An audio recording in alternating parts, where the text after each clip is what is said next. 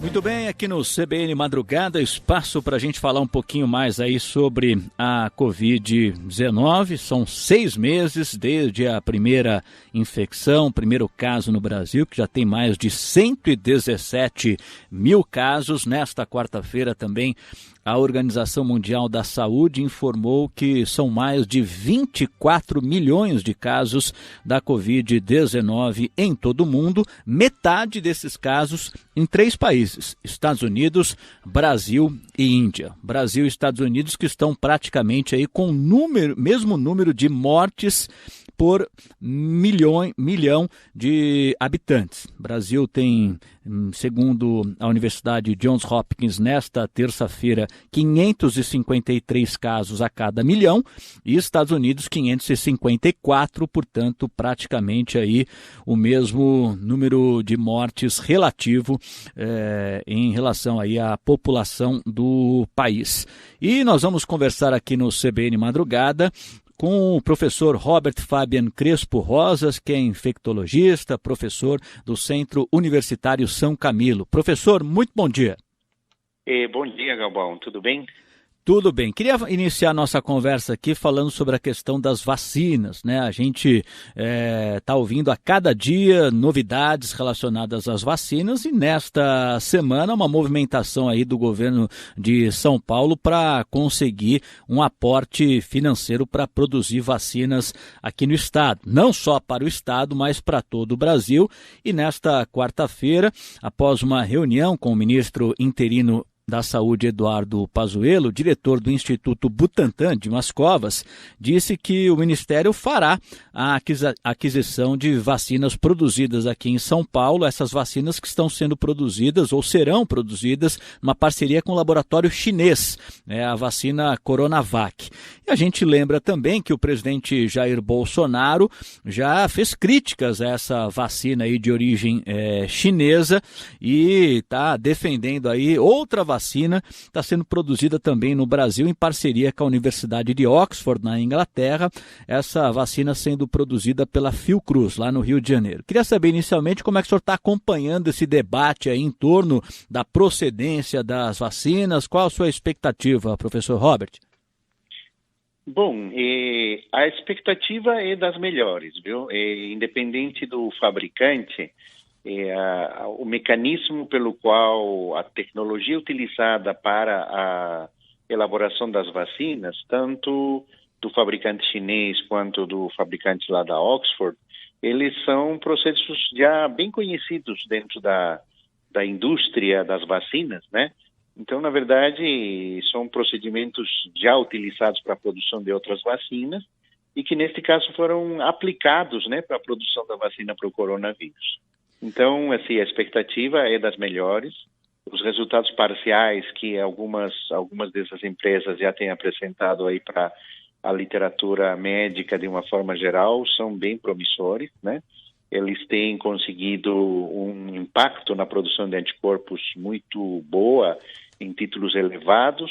Ainda há algumas dúvidas em relação ao tempo de duração desses anticorpos, mas, obviamente, a princípio, o mínimo tempo necessário, né, para a cobertura se espera que seja de pelo menos 1 ano, e ambas as vacinas que estão aí já prestes a serem lançadas alcançam esse tempo, né, pelo menos é o que diz do ponto de vista teórico e com as experiências que até agora eles têm apresentado para a literatura médica de uma forma geral. Com as notícias que a gente tem até agora, professor Robert Fabian, dá para ter alguma previsão de quando teremos essa vacina, não só no Brasil, como também no mundo inteiro? Queria que o senhor falasse também da Rússia, né, que anunciou aí que já está produzindo, parece que está pulando aí algumas etapas, queria saber a sua opinião sobre isso. E em relação a essas vacinas que estão sendo produzidas aí em parceria com o Brasil, dá para fazer algum tipo de prognóstico, janeiro, fevereiro, ou estou sendo muito otimista, hein?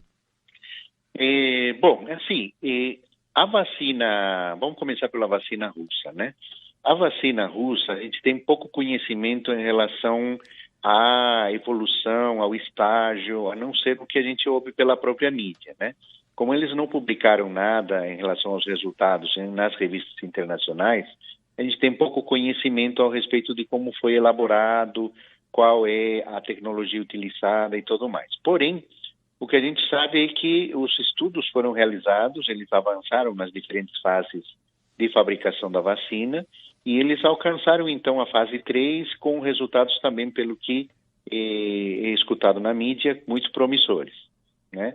Então eles estão já na fase de produção em grande número, em grande escala dessa vacina e provavelmente até o mês de setembro, outubro, a mais tardar, eles devem estar já aplicando essa vacina em grande escala, acredito eu, ainda dentro da própria Rússia, né?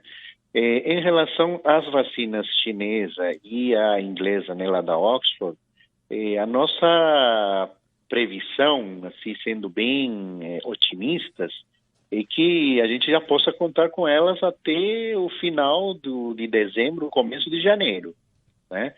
Principalmente essa vacina chinesa, que já tem passado por todas essas fases, então ela, entre todas, é a que está mais perto, em termos de tempo, de alcançar um lançamento precoce. Acredito eu que na própria China deva ser lançada até começo de dezembro, e aí, uma vez produzida em grande escala, uma parte dessa tecnologia vai ser transferida aqui para o Brasil, né, para o Instituto Butantan, que vão utilizar a mesma tecnologia e começar a produzir essa vacina em grande escala. Em relação à vacina da Oxford, acredito que isso ainda vai demorar um pouquinho mais. Eu espero que no primeiro trimestre de 2021 nós já tenhamos também essa segunda vacina já pronta para uso, provavelmente não só na Europa, como também em alguns outros países, principalmente aqueles que fizeram parceria com esses laboratórios. Bom, quando o senhor fala aí final de dezembro, início de janeiro, em relação à vacina chinesa, o senhor fala já da distribuição em grande escala, ou seria a finalização de todos os processos e aí, a partir daí, se iniciaria a produção? E a segunda questão é essa produção em grande escala, né? O fato de o Brasil ser parceiro desses laboratórios, imagino que nos favorece bastante em relação a isso. Mas quanto tempo demora esse processo industrial mesmo, farmacêutico? Ele é muito demorado ou dá para fabricar aí milhões de vacinas, que é o que a gente vai precisar num curto espaço de tempo, hein, professor? Respondendo à sua primeira pergunta, na verdade, o que nós sabemos é que a vacina ela vai começar, aqui quando falo final de dezembro, começo de janeiro, já em plena produção e já no primeiro mês de 2021, a aplicação às populações de risco, né? Isso é o que se espera para a vacina chinesa. Eu comentei até o primeiro trimestre, no caso da vacina da Oxford, porque como ainda faltam algumas fases, né, na avaliação dos resultados, liberação pelos órgãos, né, oficiais dos Ministérios de Saúde dos diferentes países, inclusive aqui no Brasil, isso deve demorar um pouquinho mais.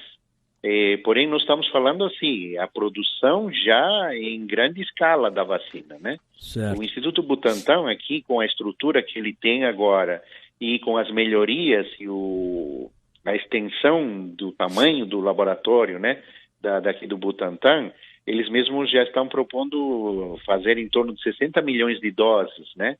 Isso leva mais ou menos em torno de 45, 50 dias mais ou menos para a produção dessa quantidade. Obviamente que desses 45 dias já vai ter uma produção relativamente grande, que aí vai ser distribuída aqui no Brasil, sem dúvida, porque ele é parceiro, né? Então, uma boa parte dessa produção inicial lá na China, no laboratório chinês, deve vir aqui para o Brasil, né? Já para ir começando essa vacinação, como falei, no finalzinho de dezembro. Voltando e chegando a tecnologia aqui para o laboratório Butantan, essa produção deve acontecer em um lapso de, no máximo, 50 dias, para nós termos já a primeira vacina contra o coronavírus produzida em solo brasileiro. E daí em diante começar a aplicação, inicialmente, como falei, às populações de risco, para depois generalizar a toda a população. A gente está conversando aqui no CBN Madrugada com o professor de infectologia do Centro Universitário São Camilo, o infectologista Robert Fabian Crespo Rosas. Professor Robert, quando o senhor fala em aplicação na população de risco, a gente sabe que o Ministério da Saúde já está discutindo isso, quais serão os critérios que serão adotados para saber quem vai tomar essa vacina primeiro. Tenho certeza que nosso ouvinte CBN, a nossa ouvinte, também tem essa dúvida, né? Está curioso para saber quem é que vai poder receber primeiro essa vacina, professor. Sem dúvida, a escolha vai começar pelo pessoal que trabalha na área da saúde, né? Então, médicos, enfermeiros e outros ramos, né, que trabalham num conjunto de ações para o atendimento da população, devem ser, sem dúvida, a primeira população a ser vacinada, né? Na sequência, acredito eu que o serviço de seguridade, né? Então, nós estamos falando aí da polícia, do exército, e logo na sequência, as chamadas populações de risco, né? Pessoas que têm doenças que imunossuprimem essas pessoas, pessoas que têm câncer, idosos, certo? Que são as populações que a gente tem considerado como populações de risco hoje em dia, justamente para evitar até exposição com pessoas que possam transmitir a doença para eles. Muito bem. Bom, falando mais agora um pouco da questão da prevenção, não é, doutor Robert? A gente tem percebido aí, infelizmente, né, que algumas pessoas parecem que a situação já está normalizada, né? Há uma abertura, uma flexibilização da quarentena em todo o país, isso era realmente necessário, ninguém está discutindo isso, mas queria que o senhor falasse um pouco sobre a necessidade ainda de as pessoas terem responsabilidade, distanciamento social na medida do possível e aquelas medidas básicas ali de proteção que são muito importantes ainda, não é, doutor Robert? Sim, isso você tem toda a razão, né? E um detalhe muito importante, nós estamos no mês de agosto, nós temos ainda setembro, outubro e novembro. Nós temos ainda 3, 4 meses até o final do ano, né? Nesse tempo, se a gente considerar o que a gente alcançou desde o primeiro caso reportado aqui no Brasil até agora, né? Nós já temos aí 3,5 milhões, um pouco mais, de pessoas infectadas, com 117 mil óbitos, né? Em 6 meses, né? Então, imaginem, nós temos ainda 4 meses pela frente que nós não teremos ainda a vacina para ser utilizada para todo mundo. Então, o que vai acontecer? Nós temos aí a possibilidade, se continuar no ritmo que está agora, nós vamos ganhar aí pelo menos mais 2,5 milhões de infectados e ao menos mais uns 80 mil óbitos, né? Então, a população, apesar de haver essa flexibilização, isso não significa que o problema passou. O problema está lá, na porta de casa. É só sair de casa para a gente enfrentar o vírus. Então, é importante, muito importante, que as pessoas, principalmente aquelas pessoas que são grupo de risco, os aposentados, as pessoas que não precisam sair de casa, eles mantenham a quarentena, né? Sempre procurar que alguém vai fazer as compras para eles, alguém leve alimento, medicamento, etc., para dentro da casa deles, e eles evitem sair. Pessoas que... Perdão. Não, só destacar, doutor, complementar aí isso que o senhor está dizendo, que a gente estacionou num planalto, né? Porque são as semanas que o Brasil registra uma média de 1.000 ou um pouco mais mortes por dia. Isso não desce, né? Havia uma expectativa de que chegasse num pico e aí passasse a descer. Não, a gente está num planalto aí que não desce. Existe alguma expectativa de redução desse número de mortes, doutor Robert? Olha, o que nós estamos vivendo assim no dia a dia do atendimento dos pacientes, nós vemos que o número de casos que procuram um serviço médico, ele está igual como estava há 2, 3 meses atrás, tá? O que tem melhorado? O que tem melhorado é o seguinte: primeiro, o serviço médico ele já aprendeu a tratar de maneira mais adequada e mais precoce essas pessoas que vão com casos moderados ou graves para o hospital. né? Então já tem um protocolo muito melhor desenvolvido, tem um tratamento mais específico, apesar de não ser um antiviral, mas tem um tratamento de manutenção, um tratamento de suporte muito bem estabelecido. Então, assim, a maioria dos pacientes, eles estão saindo em tempo menor do que saíam há 2, 3 meses atrás do hospital, né? Então, isso tem facilitado e melhorado o número de leitos disponíveis, tanto de UTI quanto de enfermaria, tá? Mas o número de casos continua sendo o mesmo, né? Nós temos a mesma quantidade de casos e, como você acabou de falar, o número de óbitos diariamente não caiu de 1.000, continuamos acima de 1.000, certo?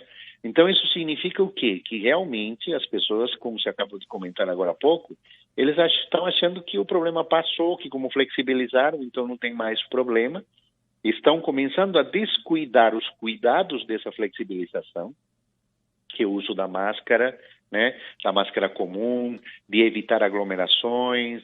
Então, tudo isso está fazendo com que, como você acabou de comentar, nós continuamos nesse platô aí, que parece que não acaba nunca, mas não acaba nunca porque a prevenção, ela foi cortada.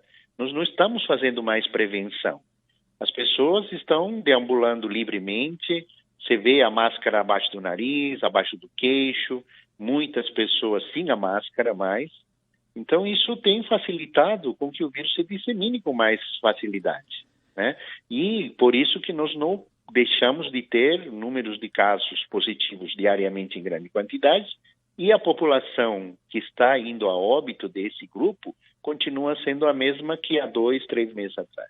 Como é que o senhor vê a possibilidade de retorno das aulas presenciais? Em São Paulo, por exemplo, estava previsto para setembro, o governo já disse que não vai ser em setembro, talvez em outubro, mas a gente já ouve dizer, e até pelo contato que a gente tem com professores, aí, com o pessoal da educação, muita gente acreditando já que a aula presencial vai voltar mesmo só em 2021.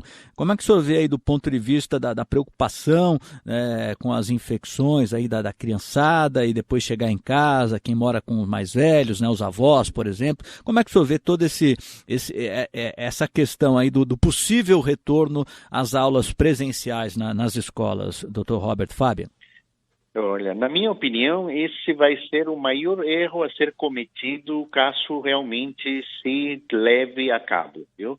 Porque não tem a mínima possibilidade de permitir com que isso aconteça.